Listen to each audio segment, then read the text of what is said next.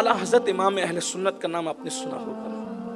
میں نہیں سمجھتا ہندوستان میں شاید کوئی دوست یا دشمن ہو جو اعلیٰ حضرت کو نہ جانتا ہو. کیا بات, دوست اور دشمن سب جانتے ہیں امام کو, اعلیٰ حضرت, امام اعلیٰ کو سب حضرت. جانتے ہیں. کوئی محبت سے جانتا ہے, کوئی تعصب سے جانتا ہے, کوئی عقیدت سے جانتا ہے, کوئی دشمنی سے جانتا ہے, لیکن اللہ نے اس بندے پر انعام یہ کیا ہے کہ جانتے سب ہیں.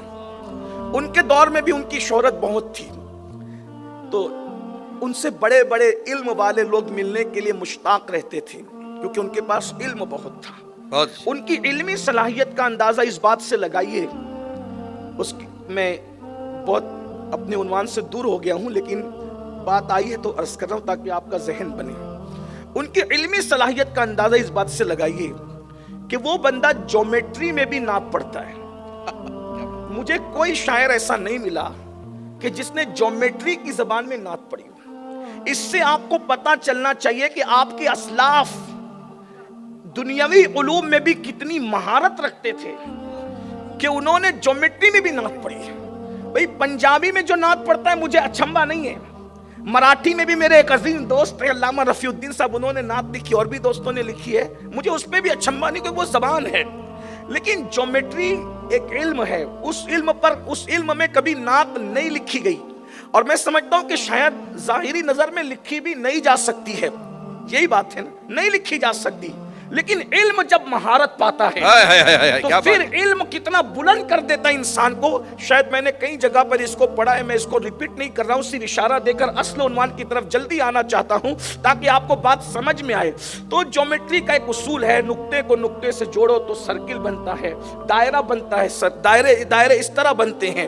امام اہل سنت سیدی اعلیٰ حضرت امام احمد رضا خان محدث بریلی یہ دائرے کو دیکھ کر کے, سرکل کو دیکھ کر کے جو ہے وہ امام اپنے نبی کی نعت کیوں اس طرح کہتے ہیں کہ کمان کہتے ہیں, دو کمانیں جب ملتی ہے تو دائرہ بنتا ہے.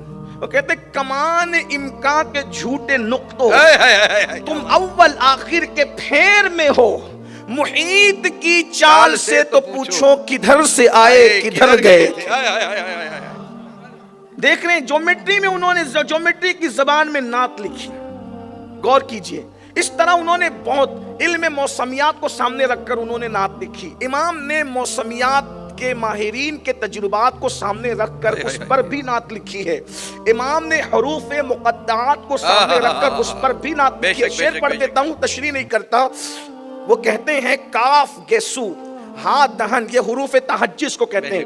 کاف گیسو ہاں دہن یا ابرو آنکھیں عین صاد, یہ حروف تہجی میں پہلے مصرے میں نعت آ گئی. حضور کی آنکھ, حضور علیہ السلام کی زلفیں, انہوں نے حروف تہجی میں بیان کیا. کاف گیسو ہاں دہن یا ابرو آنکھیں عین صاد, یہ حروف تہجی میں پہلا مصرع ہے نعت کا. اور دوسرا مصرع حروف مقطعات. حروف مقطعات میں کیا ہے؟ الف لام میم نون, اسی طریقے سے کاف ہاں یا عین صاد, اس کو حروف مقطعات کہتے ہیں. تو پہلے مصرے میں حروف تہجی میں نعت لکھی, اور دوسرے مصرے میں کیا کہہ رہے ہیں؟ پہلا مصرع سنے, کاف گیسو ہاں دہن یا ابرو آنکھیں عین صاد, کاف ہاں یا عین صاد, ان کا ہے چہرہ نور کا. کیا بات ہے, سبحان اللہ سبحان اللہ سبحان اللہ سبحان اللہ. میں نعت لکھی. اس کے بعد موسمیات کے فن کو سامنے رکھ کر جو آپ نے مصرع کا وہ یہ ہے, لک بدر فی الوجہ الاجمل بدحال ما زلف ابر اجل تورے چندن چندرو پرو کنڈل رحمت کی بھرن برسا جانا. کیا بات ہے. اسی طریقے سے آپ نے جغرافیہ کو, علوم فلکیات کو, علوم ارضیات کو, سب کو سامنے رکھ کر کے نعتیں لکھی ہے. حتیٰ کہ مرغی کو, کبوتری کو, درختوں کو, جنگلوں کو, کسانوں کو سامنے رکھ کر بھی آپ نے نعت لکھی ہے. اس کا وقت نہیں, ٹائم ہوتا تو میں اس پہ عرض کرتا, لیکن ٹائم نہیں ہے. بس دیکھیے ارضیات کے علوم کو رکھ کر کیسے نعت لکھی. کہتے ہیں خورشید تھا کس زور پر, کیا بڑھ کے چمکا تھا قمر, بے پردہ جب وہ رخ ہوا, یہ بھی نہیں وہ بھی نہیں. غور کیجئے. اور آپ نے جو ہے جنرل نالج کو بھی نعت کا عنوان بنا دیا. کہتے ہیں دندان و لب و زلف و رخ شاہ کے فدائی ہے, در عدن لال یمن مشک ختن پھول. اسی طریقے سے علوم فلکیات پر ادھر بھی اشارہ کیا. دل اپنا بھی شیدائی ہے اس ناخن پاکا، اتنا بھی مہے نو پینا اے چرخ کوہن پھول. اگر وقت ہوتا تو میں آپ کو بتاتا کہ ارضیات سے اس کا، فلکیات سے اس کا تعلق کیسے ہے، اس کا تعلق موسمیات سے کیسے ہے، یہ بتاتا، لیکن عنوان وہ نہیں. جو بندہ شاعری میں ایسے علوم بیان کرتا ہو، جب وہ فتاووں میں علوم لکھتا ہوگا تو اس کا علم کی کیا عالم ہوگا. تو بہت شہرا تھا علم کا، بہت شہرا تھا. محققین کہہ رہے ہیں 108 علوم و فنون میں اللہ نے ان کو مہارت دی تھی. بے شک یہ مہارت کے علوم ہیں، جانتے کتنے تھے یہ تو اللہ جانے. ابھی تحقیق کے دروازے کھلے ہوئے ہیں. بہرحال تو بہت شہرا تھا. ایک بزرگ تھے، وہ بھی بہت بڑے عالم اور علامہ تھے. بتانا یہ چاہتا ہوں علمی ماحول کیسے بنتا ہے، یہ بتانا چاہتا ہوں. تو ان کا نام تھا، آپ ہی کے علاقے کے تھے وہ، راجستھان کے. مولانا عبد الکریم صاحب نہیں، ان کا نام تھا حضرت علامہ سید دیدار علی الوری رحمۃ اللہ علیہ. بالکل ہے، بالکل ہے. یہ سید دیدار علی الوری، الور تو آپ کے راجستھان میں ہی ہے نا، اگرچہ بارڈر پر ہے لیکن ہے راجستھان میں. تو وہ آل رسول تھے اور بہت بڑے عالم تھے. تو اعلیٰ حضرت کا ذکر سنا تھا، جیسے آدمی سنتا ہے نا، ذکر سنتا ہے، ذکر سنا تھا اعلیٰ حضرت رحمت اللہ علیہ کا. تو ان کے دوست اعلیٰ حضرت کے دوست تھے. ابھی تک سید دیدار علی صاحب اعلیٰ حضرت سے ملے نہیں تھے. البتہ ان کے جو دوست، سید دیدار علی صاحب عالم تھے، ان کے دوست عالم تھے اور وہ اعلیٰ حضرت سے ملتے جلتے تھے. تو جب بھی ملاقات ہوتی تھی وہ اعلیٰ حضرت کا ذکر چھیڑ دیتے تھے. سید دیدار علی صاحب کے سامنے کہ کیا آدمی ہے یار، کیا علم ہے یار، کیا یہ ہے وہ. ارے چھوڑو یار اس آدمی کی بات، پٹھان ہے ذات کا اور بہت نکچڑا ہے. نکچڑا یعنی کسی کو خاطر میں نہیں لاتا، غصے والا آدمی. اس لیے کہ غلط پروپیگنڈا جو ہے نا بہت شریف لوگوں کو بھی متاثر کرتے. بے شک بالکل صحیح. اور امام کے دور میں، ان کے زمانے میں بھی لوگوں نے بہت غلط پروپیگنڈا.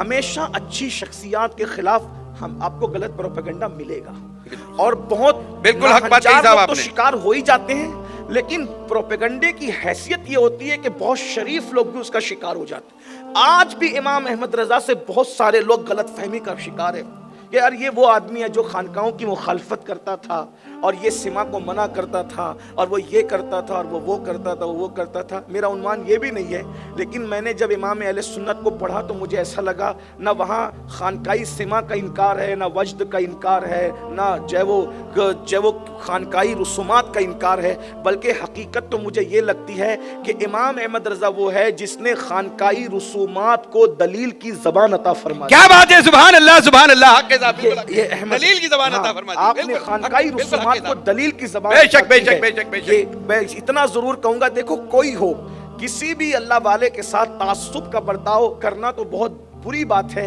ایک عام انسان کے ساتھ بھی انسان کو تعصب کا برتاؤ نہیں کرنا چاہیے، بلکہ اگر کوئی کافر بھی ہو تو اس کے ساتھ بھی آپ تسلط کریں مگر تعصب نہ کریں. سیدنا فاروق اعظم نے ہمیں یہ سکھایا کہ جب رسول اللہ کی بارگاہ میں ایک منافق اور یہودی مقدمہ لے کر کے گئے تو حضور علیہ السلام نے منافق کے کلمے کو دیکھ کر کے یہودی کو محروم نہیں فرمایا، بلکہ حضور علیہ السلام نے تعصب کیے بغیر، یہودی اس معاملے میں حق پر تھا، اسی کے حق میں فیصلہ دے کر کے بتا دیا کہ یہاں تسلط تو ہے، یہاں تعصب نہیں ہے. ہمارا مذہب تسلط کا مذہب ہے، ہمارا مذہب تعصب کا مذہب نہیں ہے. غور فرمائے. اس لیے جب ہم کافر کے لیے جو ہے بے جا تعصب نہیں کرتے، حد شریعت نہیں توڑتے، تو کسی ولی کے لیے، کسی اللہ والے کے لیے ہم کس طریقے سے ایسا کر سکتے ہیں؟ جو شخصیت کو یہاں تک کہہ دیا گیا کہ وہ معاذ اللہ غریب نواز کو نہیں مانتا تھا، حالانکہ فتاوے میں حال یہ ہے، آپ فرماتے ہیں اجمیر معلیٰ کو صرف اجمیر نہ کہا کرو بلکہ اجمیر شریف کہا کرو. جو اجمیر معلیٰ کو جو ہے وہ غریب نواز کی دشمنی میں اجمیر کہتا ہے، فرمایا وہ تو بد مذہب ہے، لیکن جو سنی ہو کر کے اجمیر کہتا ہے وہ بھی محروم ہے. محروم اس کو چاہیے کہ وہ اجمیر نہ بولا کرے بلکہ اجمیر شریف کہا کرے، اجمیر معلیٰ کہا کرے. جو شہر کا اتنا احترام کروانا چاہتا ہے وہ شہر میں آرام کرنے والے معین الدین پر دل و جان سے کتنا فدا ہو. کیا بات ہے، سبحان اللہ سبحان اللہ سبحان اللہ. کہیں نہ کہیں انسان پروپیگنڈے کا شکار ہو. پروپیگنڈا بہت خطرناک چیز ہے بہرحال، لیکن حقائق ہوتے ہیں. یہ بھی پروپیگنڈے کا شکار تھے، یار پٹھان ہے، نک چڑھا ہے، غصیلا آدمی ہے، جو شدتی آدمی ہے. چھوڑو یار، انہوں نے ذہن بنایا ایک بار آپ ملیں. دیکھو کسی سے بھی مل کر کے معاملہ پتا چلتا ہے, کسی کے بارے میں بھی بہت تعریف سنو تو بھی مل کے دیکھو کہ ہاں جناب کیا ہے, اور بہت غلط پروپیگنڈا ہو تو بھی ملنا چاہیے. اور بلکہ اسلام تو یہ کہتا ہے کہ پہلی ملاقات میں کسی کے بارے میں رائے قائم نہیں کرنا چاہیے. بالکل صحیح. بہرحال سید دیدار علی الوری رحمۃ اللہ علیہ کا ذہن بن گیا کہ میں نے بریلی جانا ہے اور مولانا احمد رضا سے ملاقات کرنا ہے. اعلیٰ حضرت تو ہم آپ کہہ رہے ہیں, وہ تو بھی مولانا احمد رضا ہی کہے جی سید صاحب. اور تو یہ آئے بریلی شریف. بریلی شریف جب یہ آئے تو اتفاق سے فجر کا وقت تھا, وقت فجر تھا, اور فجر کے ٹائم میں جماعت کھڑی ہو چکی تھی. وہ اللہ والے آدمی سید دیدار کوئی معمولی آدمی نہیں تھے. سید دیدار علی الوری رحمت اللہ علیہ سادات میں سے تھے, سیون نسب سادات, اور بڑے عالم بھی تھے. تو اب نماز جب کھڑی تھی تو چونکہ وہ لوگ اللہ والے لوگ تھے, ان کے لیے نماز تو پوری دنیا کی نعمت سے بڑھ کے تھی. اگر ایک پڑھنے میں تخت شاہی رکھ دیا جائے, ایک پڑھنے میں سجدہ رکھ دیا جائے, وہ تخت شاہی ٹھکرا دے, سجدے کو قبول بے شک مقام بندگی دے کر نلو شان خدا بندی. ان کا مزاج یہ تھا. بہرحال نماز کا جماعت کھڑی تھی, انہوں نے جلدی کی, جلدی سے میں وضو کروں, مسافر تھے, جلدی وضو کروں اور جماعت میں شامل ہو جاؤں. تو جیسے یہ وضو کرنے کے لیے تڑپے تو کیا دیکھا, ایک چھوٹا سا بچہ ہے, بچہ نعت پڑھ رہا تھا, چھوٹا سا بچہ ہے جس کی عمر 4-5 سال کی ہوتی ہے. 4-5 سال کا چھوٹا سا بچہ ہے جو نابالغ ہے, چھوٹا سا بچہ ہے. انہوں نے چونکہ عام طور پر, میں کسی کو ٹارگٹ نہیں کر رہا ہوں, ایک جنرل بات ہے, عام طور پہ بڑوں کی عادت ہوتی ہے نا, وہ چھوٹوں کو کام لگاتے ہیں, یہ پانی لا, یہ لا, اٹھا, وہ کر, وہ کرتے ہیں. تو چونکہ اب یہ پیر صاحب بھی تھے, عالم بھی تھے, سید صاحب بھی تھے, چونکہ وہاں تو خدام لگے ہی رہتے تھے. عام طور پہ مخدوم لوگوں کو کام کرنے کی عادت نہیں ہوتی. مخدوم کا مطلب وہ اصلی والے مخدوم نہیں جو قبروں میں آرام کرے. مخدوم کا مطلب جن کی لوگ خدمت کرتے ہیں اور جو لوگوں سے خدمت لیتے ہیں, ان کو میں مخدوم کہہ رہا ہوں. ورنہ جو مخدوم لوگ ہیں, میرا مخدوم جس نے اللہ کے لیے سمنا کا تاج چھوڑ دیا, ایسا میرا مرشد ہے. لوگ اللہ کو چھوڑ دیتے تاج اور تخت کے لیے, لیکن میرا مخدوم وہ ہے جس نے تخت و تاج چھوڑا ہے. کیا بات ہے, واہ واہ واہ واہ واہ. 2-3 ہی بادشاہ ہوئے ہیں جنہوں نے تخت تاج کو ٹھوکر ماری ہے, اور مخدوم تو وہ ہے بھائیو, کوئی چھوٹا موٹا خاندان نہیں تھا. آپ مخدوم صاحب فرماتے تھے, محمود غزنوی کو جو تم جانتے ہو, محمود غزنوی ہمارے خاندان کا غلام رہ چکا ہے. مخدوم صاحب کہتے تھے محمود غزنوی کا خاندان مخدوم صاحب کے خاندان کا غلام رہ چکا ہے. سوچو جس کے خاندان کی غلامی اتنا بڑا کر دیتی ہو, وہ مخدوم کا خاندان کتنا بڑا ہوگا. اور ایک بات, تاتاریوں کا, ہلاکو اور چنگیز کا جس نے مقابلہ کیا ہے, وہ چند انگلیوں پہ گنے ہوئے بادشاہ ہیں. اس میں سے ایک بادشاہ کو دنیا اشرف سمنا سید مخدوم اشرف جہانگیر سمنانی کے نام سے جانتی ہے. تاتاریوں کا مقابلے میں کوئی نہیں آیا. چند مخصوص 4-5 بادشاہ آئے, اس میں سے ایک مخدوم صاحب تھے. اور کس عمر میں جنگ لڑی, صرف 15-16 سال کی عمر میں جنگ لڑی. جب آپ کے وزیروں نے کہا اور مشیروں نے کہا کہ آپ کو اشرف جانے کی ضرورت نہیں ہے, کوئی ان سے مقابلہ نہیں کر رہا ہے, تو آپ فرماتے میری چھوٹی عمر دیکھ کے مجھے بیٹھنے کا مشورہ دیتے ہو. تمہیں نہیں معلوم میں اس خاندان کا ہوں کہ 6 مہینے کا علی اصغر بھی دشمن کو دھول چٹانا. کیا بات ہے, سبحان اللہ سبحان اللہ. نعرہ تکبیر, نعرہ رسالت, خاندان اہل بیت زندہ باد زندہ باد. سبحان میری رگوں میں خون اس کا ہے کہ کبھی دیوار ہلتی ہے, کبھی در کانپ جاتا ہے, علی کا نام سن کر اب بھی خیبر کانپ جاتا ہے. لا فتح الا علی, لا سیف الا ذوالفقار. چھوٹی عمر دیکھ کر کے مجھے مشورہ دیتے ہو, چھوٹی عمر دیکھ کر مجھے مشورہ دیتے ہو کہ میں میدان میں نہ جاؤں. میں تو جاؤں گا کیونکہ میرے خون میں ہے دشمن کو دھول چٹانا. یہ بھی ایک الگ سے عنوان ہے, ایک الگ سے عنوان نکل آیا. لیکن بہرحال تو سید دیدار علی الوری رحمت اللہ تعالی علیہ, چونکہ نوازے شکریہ بارک اللہ, بڑے عالم تھے, مخدوم تھے, تو عادت تھی آپ کو جیسے عام طور پہ, حالانکہ وہ اللہ والے تھے, میں ان پہ کوئی کرٹیسائز نہیں کرتا ہوں, کوئی ان کا ماننے والا سنے تو یہ سمجھ لے کہ اللہ جانتا ہے, میں انہیں ولی مانتا ہوں. وہ عالم ربانی تھے. بہرحال تو پہلی مرتبہ بریلی شریف آئے تو دیکھا ایک بچہ نابالغ بچہ وہ کنویں کے پاس سے پانی نکال رہا ہے، اور کنویں میں سے پانی جو ہے وہ ڈول سے ہاتھ سے نکالا جاتا تھا، مسجدوں میں ہوتے تھے، نل وغیرہ نہیں ہوتے تھے۔